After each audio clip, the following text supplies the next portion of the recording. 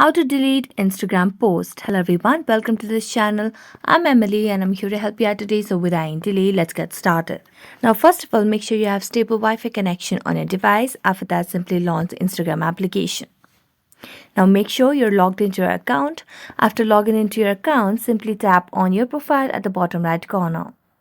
It will lead you to the profile over here.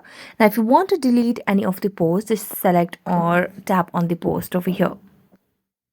As you tap on the post, you can see the options of three dotted lines at the top right corner above the post. So tap on it.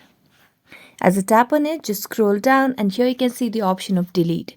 So just tap on delete and it will give you a pop-up that if you want to delete this post, you can archive it as well. But since we want to delete it, we're going to tap on delete.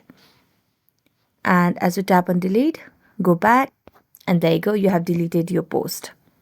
So thank you so much for watching this video. See you next time.